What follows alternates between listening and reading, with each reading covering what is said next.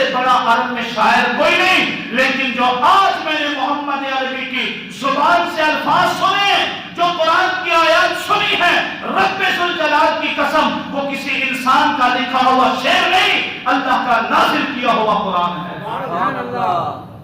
میں اس کے ساتھ کوئی بات نہیں کر سکتا۔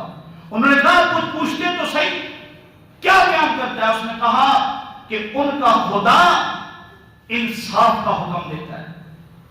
بے ساختہ ولید بن مغیرہ جو مخالفت میں تھا، وہ اپنے قوم پہ آ کر بولنے لگا کہ ان کا خدا احسان کا تذکرہ کرتا ہے، ان کا خدا یتیموں، غریبوں، مسکینوں، بیواؤں، لاچاروں کے ساتھ حسن سلوک کا حکم دیتا ہے، وہ تو منہیات سے، منکرات سے، فحش باتوں سے منع کرتا ہے۔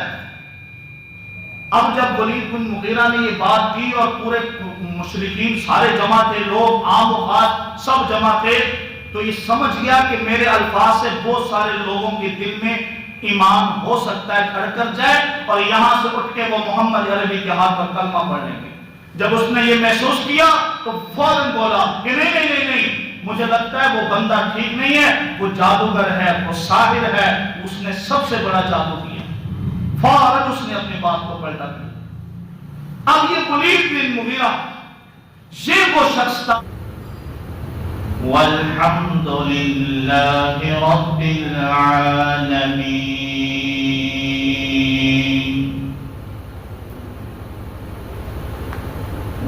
درود پاک۔ اللہم صلی علی محمد فی اول کلامنا،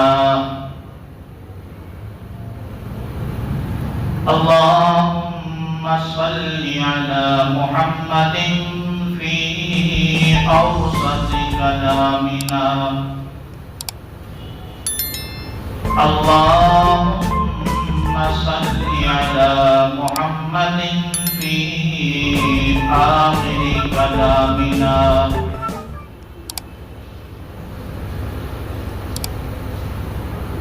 رب اشرح لي صدري ويسر لي أمري واحلل عقدة من لساني يفقهوا قولي۔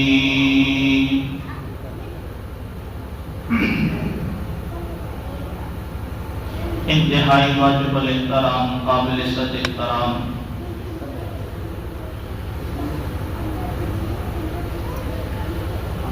معزز مکرم محترم ذی وقار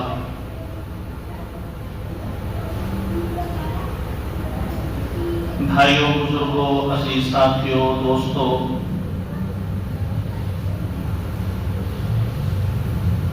گزشتہ جمعہ آپ حضرات کے سامنے جناب نبی کریم صلی اللہ علیہ وسلم کی ایک حدیث مبارکہ کا ذکر کیا تھا، اور اس حدیث مبارکہ کے مصداق جو لوگ تھے ان کا ذکر آپ حضرات کے سامنے کیا تھا کہ جناب نبی کریم صلی اللہ علیہ وسلم نے صحابہ کرام رضوان اللہ تعالی علیہم اجمعین کے لیے ایسے جملے ارشاد فرمائے کہ جن جملوں کی وجہ سے صحابہ کی عظمت ویسے ہی بلند تھی، لیکن اللہ کے نبی کے ان جملوں کی وجہ سے ان کی عظمت کو مزید 4 چاند لگ گئے، اور اللہ کے نبی نے ان کی محبت کو موقوف کیا اپنی محبت پر، ان کے ساتھ بغض رکھنے کو موقوف کیا اپنی ذات کے ساتھ بغض رکھنے پر۔ حضرت مولانا علامہ ڈاکٹر خالد محمود نور اللہ مرقدہ PhD لندن والے، انہوں نے اس حدیث مبارکہ کی روشنی میں یہ لکھا ہے کہ ہم کسی صحابی سے محبت اس وجہ سے نہیں کرتے کہ اس میں شرافت بہت ہے، یا ہم محبت اس وجہ سے نہیں کرتے کہ وہ نبی کا شاگرد ہے، یا اس کے اندر یہ فلاں خوبی ہے، فلاں خوبی ہے، فلاں چیز ہے، فلاں چیز ہے، نہیں۔ ہماری صحابہ کرام سے محبت کرنے کی وجہ ہے کہ ہم نبی سے محبت کرتے ہیں، بس سیدھی بات ہے، کیونکہ اللہ کے نبی نے وجہ بیان کی ہے، فَمَنْ أَحَبَّهُمْ، جو ان سے محبت رکھے گا، فَبِحُبِّي، یہ سبب بتایا ہے کہ وہ سبب کیا ہوگا ان کی محبت کا۔ ان کی محبت کا سبب یہ نہیں کہ ہم ان کی قربانیوں سے متاثر ہوئے، یہ نہیں کہ ان کی شرافت سے متاثر ہوئے، یہ نہیں کہ وہ نبی کے شاگرد تھے، یہ نہیں کہ وہ نبی کے جانثار تھے، یہ نہیں کہ سب کچھ نبی پر قربان کیا تھا، یہ نہیں کہ وہ نبی پر قربان ہونے کے لیے تل چکے تھے، یہ سبب نہیں ہے، سبب پر ہے تو فَبِحُبِّي، میری محبت تمہارے دلوں میں ہے، اس لیے تمہارے دلوں میں میرے صحابہ کی محبت بھی ہے، سبب یہ الگ بات ہے کہ ان کی قربانیوں کو نظر انداز نہیں کیا جا سکتا، کیونکہ جو ان سے محبت رکھتا ہے وہ ان کے ہر فعل کو اپنے سر کا تاج سمجھتا ہے، اس لیے اصحاب رسول جتنے بھی ہیں ان سب سے محبت رکھنا یہ ہمارے اوپر واجب اس لیے بھی ہے کہ ہمارے دل میں نبی کی محبت ہے۔ اگر کوئی شخص نبوت کی محبت کا دعویٰ کرتا ہے لیکن امیر معاویہ کی محبت کا دعویٰ نہیں کرتا، رب ذوالجلال کی قسم ہے اس حدیث کے روح سے وہ نبی سے محبت نہیں بلکہ نبی سے بغض کرتا ہے۔ صاف بات ہے، اللہ کے نبی نے بیان کیا کہ اگر بغض ان سے ہوگا، اس کی بھی وجہ بتائی ہے کہ اگر کوئی بندہ صحابہ سے بغض رکھے گا اس کی بھی وجہ ہے، وجہ کیا ہے کہ پہلے اس کے دل میں میرا بغض آئے گا، فمن ابغضهم، جو ان سے بغض رکھے گا، بغض رکھنے کی وجہ کیا ہے، فببغضی، میرا بغض پہلے اس کے دل میں آئے گا، اسی وجہ سے وہ صحابہ سے بغض کرے۔ تو یہ معیار ہے، یہ میزان ہے، یہ کسوٹی ہے صحابہ کرام رضوان اللہ تعالی علیہم اجمعین سے محبت کی۔ گفتگو ہماری چل رہی تھی جمعے کے خطبات سے کہ خطبوں کے اندر کیا بیان کیا جاتا ہے۔ اب آخر میں ایک آیت پڑھی جاتی ہے خطبے ثانیہ کے اندر، دوسرے خطبے میں، ان اللہ یأمر بالعدل والاحسان وایتاء ذی القربى وینہی عن الفحشاء والمنکر والبغی یعظکم لعلکم تذکرون، یہ ایک آیت مبارکہ ہے قرآن مجید میں، یہ دوسرے خطبے میں پڑھی جاتی ہے۔ یہ وہ آیت ہے جس کی جامعات اور جس کے اندر پورے دین اور اسلام کا خلاصہ موجود ہے۔ اگر آپ اپنے اسلام کو، اپنے دین کو بیان کریں تو یہ ایک آیت میں بیان کرنا ممکن نہیں ہے، لیکن اللہ رب العزت نے اس آیات مبارکہ کے اندر وہ احکام نازل فرما دیے، ان احکام کا بتا دیا کہ جن پر عمل کرنے کی وجہ سے انسان 100% دین پر چلنے والا بن جاتا ہے۔ یہ تبلیغی حضرات یہ 6 نمبر میں بیان کرتے ہیں کہ دین تو سارے کا سارا صفات ہے، لیکن چند صفات ایسے ہیں کہ ان پر عمل کرنے کی وجہ سے پورے کے پورے دین پر چلنا آسان ہو جاتا ہے۔ یہ 6 نمبر میں اکثر بیان کرتے ہیں، تو وہ صفات اپنی جگہ پر باقی ہیں۔ علماء مفسرین نے اس آیت کے تحت حضرت عبداللہ ابن مسعود رضی اللہ تعالی عنہ مفسر قرآن ہیں، انہوں نے اس آیت کے بارے میں فرمایا کہ کہ یہ آیت پورے دین اسلام کو جامع ہے، اس کے اندر کرنے کے لیے ہر خیر موجود ہے اور اس کے اندر بچنے کے لیے ہر شر موجود ہے۔ خیر اور شر سے بچنے کا اللہ رب العزت نے اس آیت مبارکہ کے اندر ذکر کیا۔ ان اللہ یأمر، اللہ حکم دیتا ہے عدل کا، انصاف کا اور احسان کا۔ ان اللہ یأمر بالعدل والاحسان وایتاء ذی القربى وینہی عن الفحشاء والمنکر۔ یہ آیت مبارکہ جب نازل ہوئی، ابو جہل جو کفار کا سردار تھا، جب اس نے یہ آیت سنی تو وہ بے ساختہ کہنے لگا ان ہذہ آیت، یہ آیت اور ان کا معبود اس آیت کے ذریعے سے بمکارم الاخلاق، کیا وہ حسن اخلاق کا حکم دیتا ہے؟ یہ تو وہ بندہ ہے جو کہتا ہے کہ یہ کرو، اس کو پوجو، اس کی عبادت نہ کرو، اس سے دور ہو جاؤ، لیکن ان کا معبود وہ تو حسن اخلاق کا ذکر کرتا ہے، حسن اخلاق کا تذکرہ کرتا ہے۔ یہ ابو جہل کے الفاظ ہیں، اور اسی آیت کی وجہ سے ایک پورا قبیلہ مسلمان ہوا۔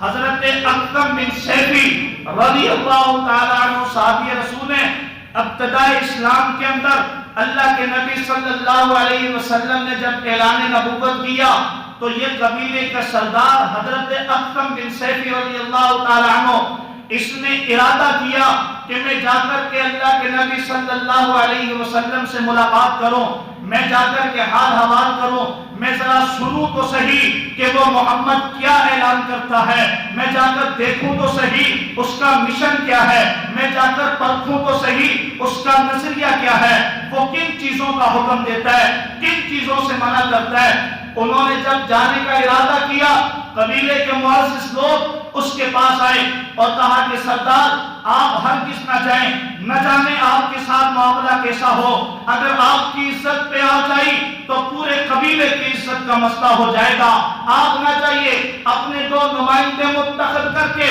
ان کو روانہ کیجئے۔ چنانچہ حضرت اکرم بن سیفی رضی اللہ تعالی عنہ نے 2 بندوں کو بلایا جو قبیلے کے سمجھدار لوگ تھے، جو قبیلے کے مؤسس لوگ تھے، جو قبیلے میں انتہائی مؤسس ترین لوگ تھے، ان کو بلایا اور بلا کر کے کہا جاؤ مدینے کے اندر، جاؤ مکے کے اندر، ایک نبی آیا ہے جس کا دعویٰ یہ ہے کہ میں اللہ کا آخری نبی ہوں، اس سے جا کر کے جو چیزوں کا سوال کرو، ایک سوال یہ کرنا من انتا، آپ کون ہیں، دوسرا سوال یہ کرنا ما انتا، آپ کا پروگرام کیا ہے، آپ کا نسب العین کیا ہے، آپ کا پیغام کیا ہے، آپ کا موقف کیا ہے، آپ کا نظریہ کیا ہے، آپ کا مشن کیا ہے، آپ کہنا کیا چاہتے ہو، آپ بتانا کیا چاہتے ہو، آپ سمجھانا کیا چاہتے ہو، آپ دعوت کس چیز کی دیتے ہو، آپ تبلیغ کس کی کرتے ہو، یہ 2 سوال کرنا۔ چنانچہ وہ لوگ نکلتے ہیں، اللہ کے نبی صلی اللہ علیہ وسلم کی مجلس میں آتے ہیں، رسول اکرم صلی اللہ علیہ وسلم سے ملاقات ہوئی، 2 چیزوں کا سوال کیا، انہوں نے کہا من انتا، آپ کون ہیں، نبی اکرم صلی اللہ علیہ وسلم نے جواب دیا میں محمد بن عبداللہ ہوں۔ انہوں نے دوسرا سوال کیا ما انتا، آپ کہتے کیا ہیں، پروگرام کیا ہے؟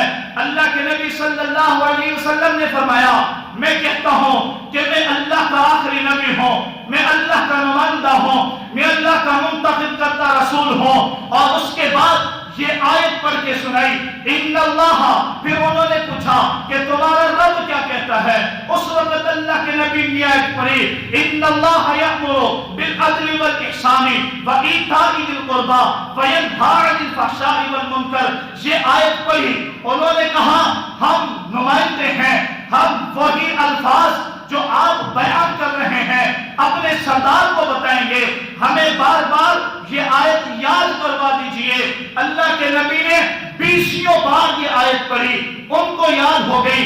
वो लोग यहां से निकले हैं, जाकर के अपने कबीले में पहुंचे।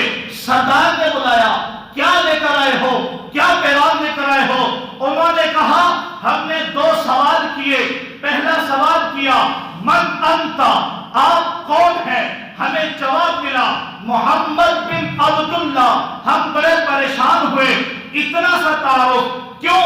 इसलिए कि अरब के अंदर जब किसी से सवाल किया जाता था ना, मन अंता, आप कौन हैं, वो सिर्फ अपने बाप का नाम नहीं बताता था, वो पीछे से कबीला, पीछे से अपनी जद्द पुश्ती, अपने बाप का नाम, दादा का नाम, परदादा का नाम, हसब बताता, नसब बताता, खानदान बताता, कबीला बताता, शराफत बताता, दियानत बताता, अमानत बताता, ताकि इमेज बढ़े, मयार बुलंद हो, सुनने वाला समझे क्या हसब है, क्या नसब है, क्या खानदान है, क्या मार्फत है, क्या शराफत है।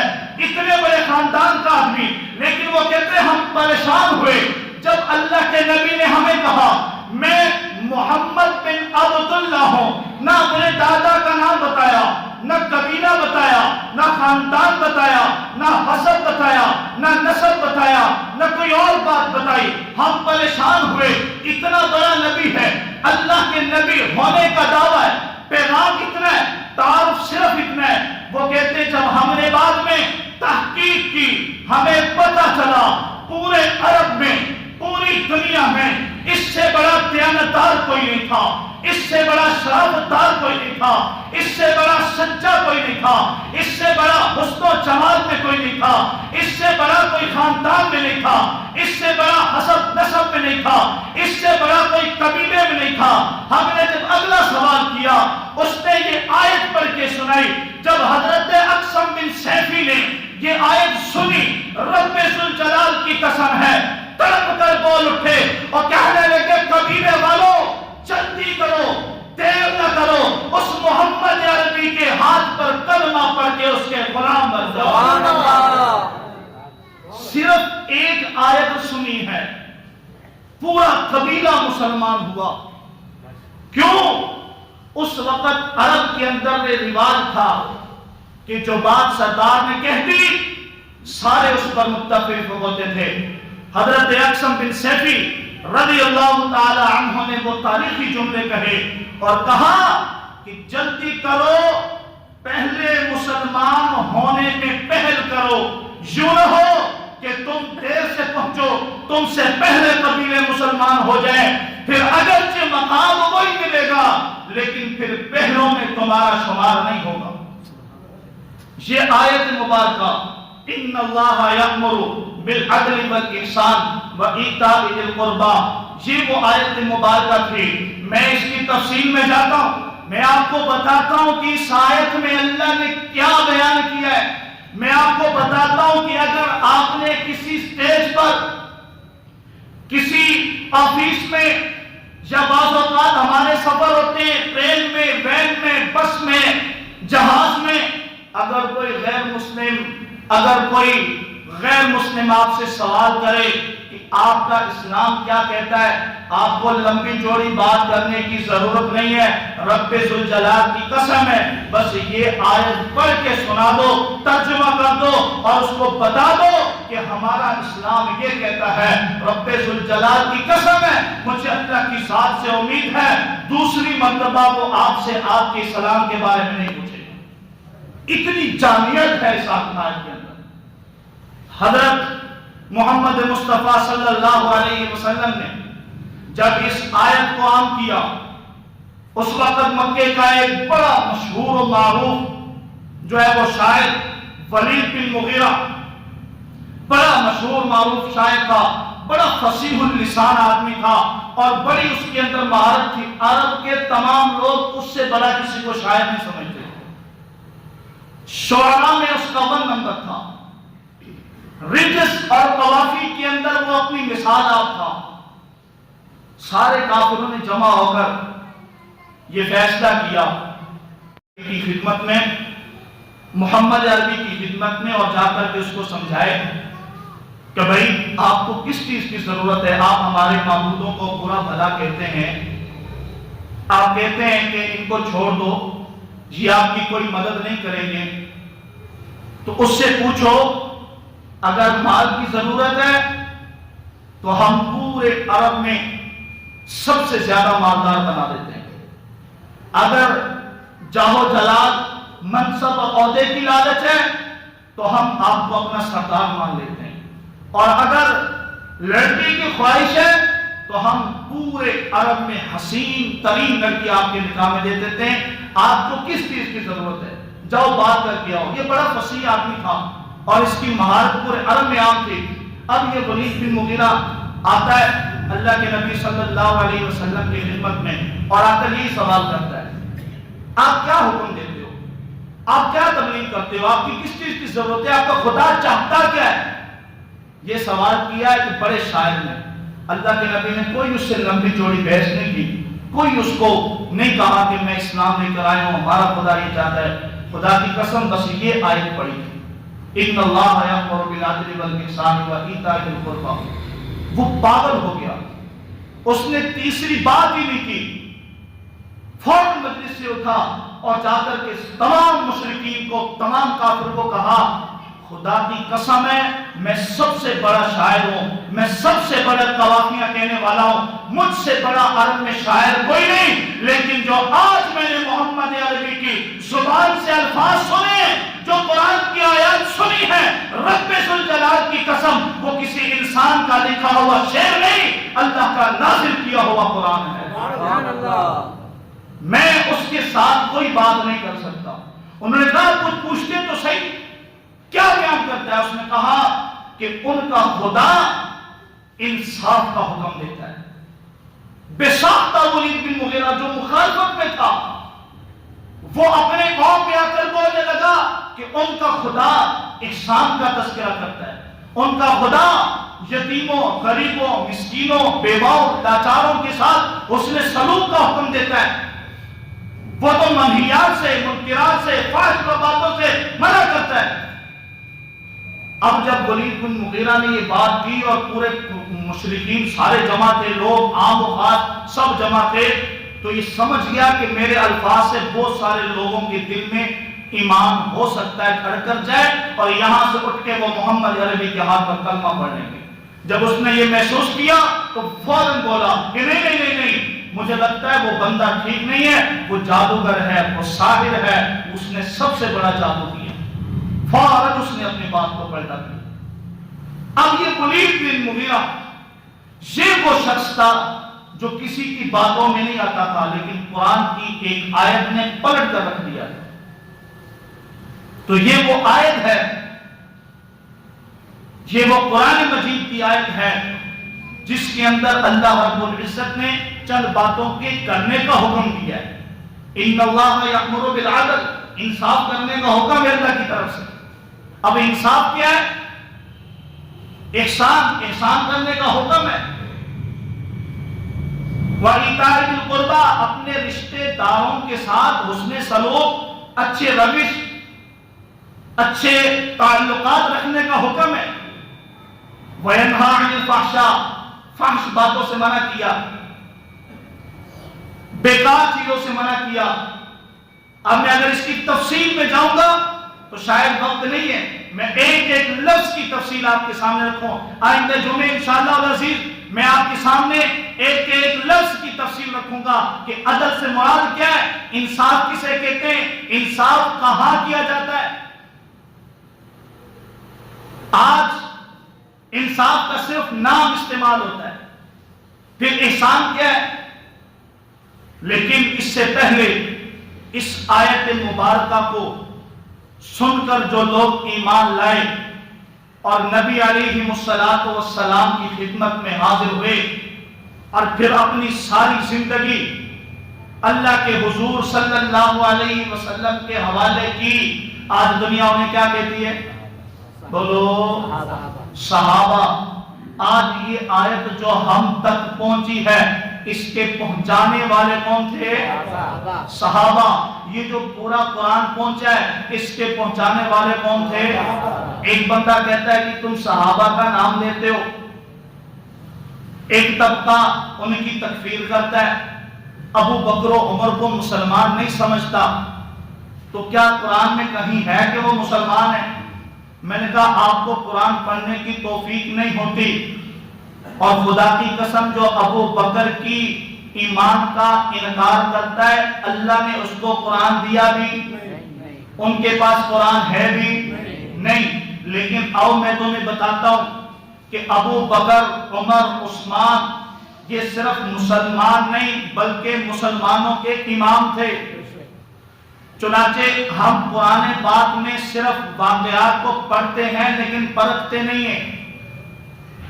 حضرت ابو بکر، حضرت عمر، حضرت عثمان یہ مسلمان ہیں قرآن کی اس آیت کے تحت، یا ایھا الذین آمنوا اذا جاءکم المؤمنات مہاجرات فامتحنوہن۔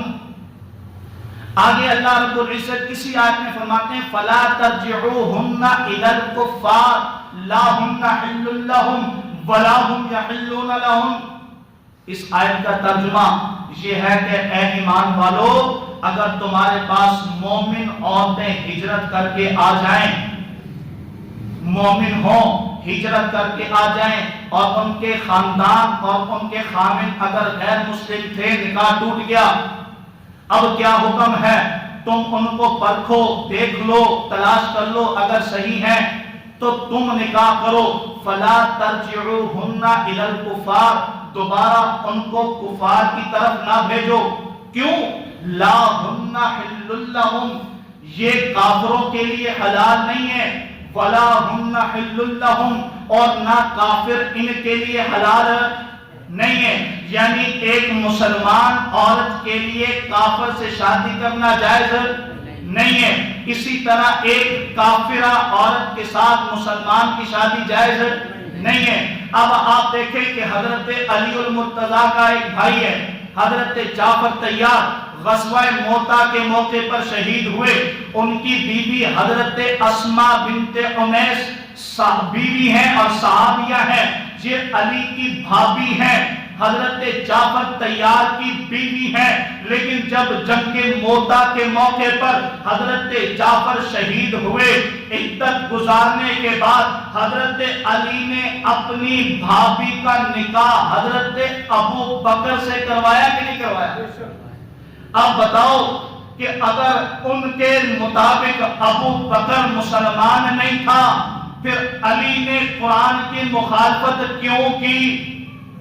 قرآن تو کہتا ہے کہ کافر مرد کے ساتھ مسلمان عورت کا نکاح، علی اپنی بھابی کا نکاح ابو بکر سے کروا رہا ہے کہ نہیں کروا رہا؟ تو کیا پتا چلا کہ علی کی بھابی کا نکاح جس ابو بکر سے ہو رہا ہے وہ علی کے نزدیک بھی مسلمان ہے، مصطفیٰ کے نزدیک بھی مسلمان ہے، اور خدا کے نزدیک بھی مسلمان ہے۔ حضرت عمر کی باری آئی، علی نے اپنی بیٹی ام کلثوم کا نکاح کس سے کروایا؟ بولو، یہ ہم نہیں کہتے، تم بھی کہتے ہو۔ اس لیے اس شش و پنج کا شکار کوئی نہ ہو کہ قرآن نے ان کو مسلمان نہیں کہا، قرآن نے ایک واقعہ بتا دیا، ایک راستہ بتا دیا۔ جب حضرت عثمان کی باری آتی ہے تو اللہ کے نبی اپنی دو بیٹیوں کا نکاح حضرت عثمان سے کروا رہے ہیں۔ تو ان کے ایمان میں شک ہے؟ بولو، ان کے ایمان میں شک ہے، اور جو ان کے ایمان میں شک کرے اس کے باپ کے نہ ہونے میں پک ہے، اس کے باپ کے نہ ہونے میں پک ہے جو ان کے ایمان میں شک کرے۔ اس لیے صحابہ ہر طرف سے محفوظ ہیں، صحابہ ہر جانب سے محفوظ ہیں، صحابہ ہر لحاظ سے محفوظ ہیں، صحابہ تمام کے تمام جنتی ہیں، صحابہ تمام کے تمام معیار ہیں، معیار حق ہیں۔ اور اگر ہم اپنی زندگی کو دین اسلام کے راستے پر چلانا چاہتے ہیں تو ہمیں اصحاب رسول کی زندگیوں کو پڑھنا پڑے گا۔ اس لیے کوئی بھی ایرا غیرہ نتھو گیرا صحابہ کرام کے معاملے میں، اس لیے کہ یہ پورے صحابہ کا معاملہ نہیں ہے، یہ پورے دین اسلام کا معاملہ ہے۔ میں نے آپ سے پہلے بھی کہا تھا، اس وقت دشمن یہ نہیں چاہتا کہ کلمہ ختم ہو جائے، اس وقت اسلام کا دشمن یہ نہیں چاہتا کہ اذان بند ہو جائے یا قرآن مٹ جائے، یہ حربے استعمال کر کے دیکھ لی انہوں نے۔ اب وہ یہ چاہتا ہے کہ جن کی وجہ سے کلمہ پہنچا ہے ان کو مجروح کیا جائے، جن کی وجہ سے قرآن پہنچا ہے ان کو ختم کیا جائے، جن کی وجہ سے یہ نماز پہنچی، اذان پہنچی، ان کو ختم کیا جائے۔ لیکن جس طرح یہ کلمہ، نماز، اذان، روزہ، قرآن ختم نہیں ہوئے، انشاءاللہ اصحاب رسول کی عزتوں کو بھی کوئی ختم کر سکتا نہیں ہے۔ اللہ تعالی ہم سب کو صحابہ کرام کی غلامی نصیب فرمائے۔ وَمَا عَلَيْنَا إِلَّا الْبَلَاغُ۔